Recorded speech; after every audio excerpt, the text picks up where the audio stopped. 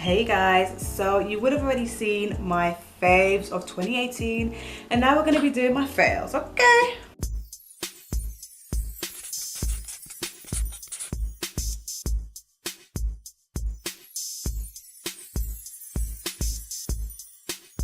Okay, so first off is the Viseart Trist palette, and here is what it looks like.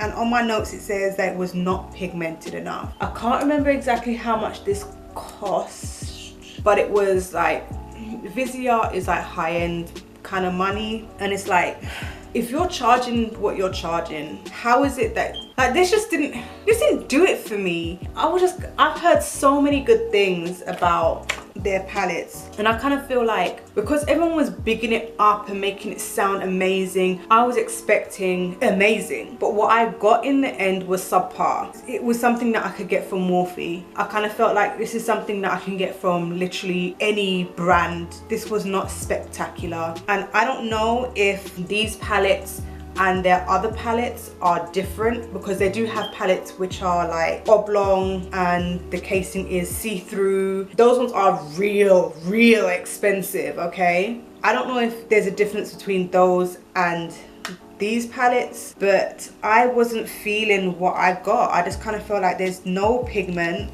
It's a beautiful palette, like the color story is pretty, but I want that color story to translate onto my eyes, and it just wasn't doing it, and I was like, what? Next are these mini palettes by I Heart Revolution. They came out with like a bunch of mini palettes all at once. I'm only going to show a few of them. So for example, they came out with this nudes palette at the same time that they brought out the big nudes palette. So it's kind of like, why are you bringing out both of them at the exact same time? They also came out with this rose gold palette, and it's like, okay, they're both natural palettes. Like, one is more rosy, the other one is more nudie, but to be honest, if you have one, do you really need the other? That's how I kind of felt. As well as the fact that the two highlighter palettes that they came out with, these were just so dry, chalky, and I was just kind of like, these are just absolute trash. And on top of that, not to forget to mention that these two here have the exact same outer packaging, but one is a highlighter and one is an eyeshadow palette, and it's like, but they have the exact same outer packaging. Like, the palette is the same beige shade, the drip is the same rose gold drippy thing, and it's matte, and it's like, they're the exact same. I wasn't pleased with those at all. Also, something to mention that was a fail of 2018 was Tarte and their failure of a April Fool's joke, which was their Icy Betch palette. They came out with this palette, or pictures of this palette, which was like icy blues and a couple of greens, and it just looked amazing, and everybody in the comment section was like, oh my god, I can't wait for this to drop. And then they were like, oh, April Fools, and people were like, no, make this, we want this, like, make it, we will be buying it. Because Tarte are known for just doing the same old dry browns, naturals, blah blah blah blah blah, and then they came out with something different, and instead they decided, actually, we're not going to listen to what our consumers are saying. We're not going to cash in on something that, you know, we could be making money off of. And I understand that everything isn't about money, but when you're running a business, it's about money, okay? That's the main objective. Yes, you want to produce something good and whatever and give it to your consumers, but the overall objective is to make money. And instead of listening to their consumers, they decided, no, we're not going to do it. And instead,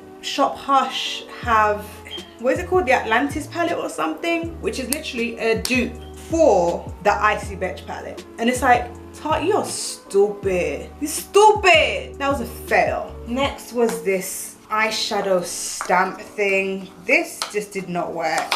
This was something that went viral all over social media, all over YouTube.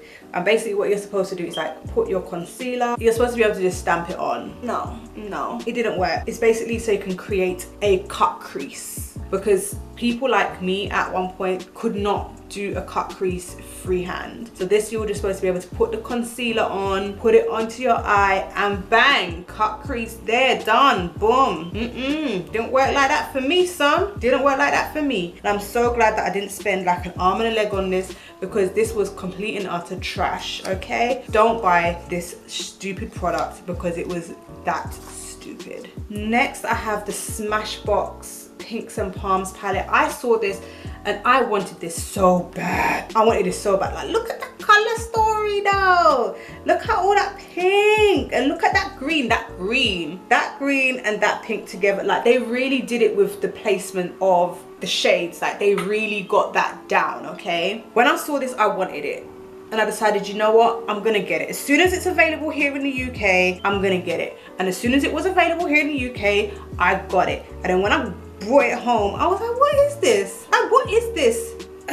It was like the pigments, it was just not there, and it was just so chalky. And even though they blended together well, because like the colors are supposed to complement each other, it's like, but there's not enough pigment. It's just not there. It's not there. So I was really upset about that, because I kind of expected more from Smashbox, especially considering I think that this was like £23 or something.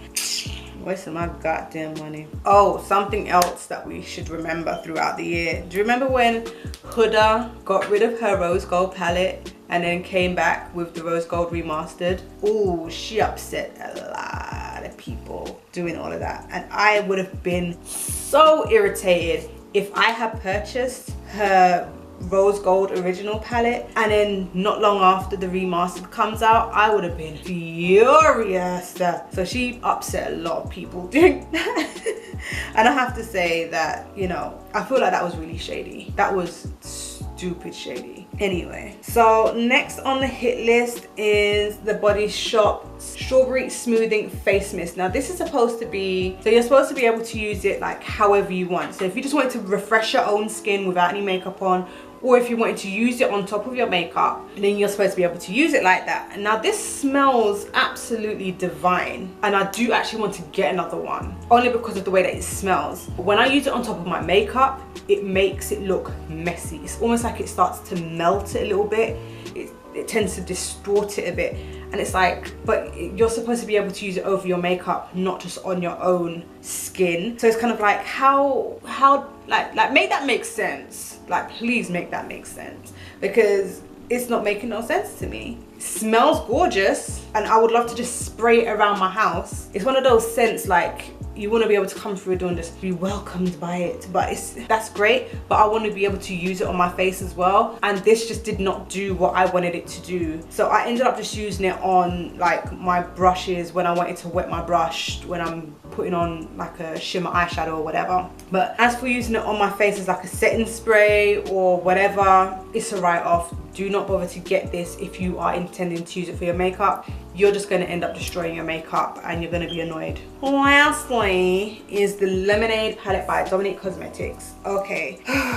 This I just do not feel like is a Lemonade palette. The quality is really good, okay? That's why it's really hard to put it in this category. And I was kind of like going backwards and forwards, like, should I put it in? Shouldn't I? I'm not too sure. Because the quality is there. It's a beautiful palette in regards to the color story. Like when I saw this palette, I was like, yo, I want this. And it took me a while before I actually got it. But it was just kind of like, this isn't Lemonade. There's only 2 yellows. They're not bright enough. It just really irritated me. They're beautiful shadows still. If this was like some kind of drinks palette, it would make sense, because they've got the cucumber and the blueberry fizz and the peach and the strawberry and the tea and the mango and all of that. Great, brilliant. So if it was like a summer drinks or whatever palette, I could get down with that. But it being called Lemonade and it's not Lemonade, that kind of upset me, because I was expecting some lemonade. And it just seems like all of the people who are making these Lemonade palettes feel like I'm missing the point of, I want to see yellow and I want to see a lot of it. Child, I just need to just calm down. So those were my fails of 2018. I know there's going to be a few more fails of 2019 when we get there. I'm hoping not to come up against a lot of them, but those were my fails. Okay. Anyway, so tell me what your fails were of 2018. If you like this video, give it a thumbs up. Don't forget to subscribe, and I'll see you in the next one.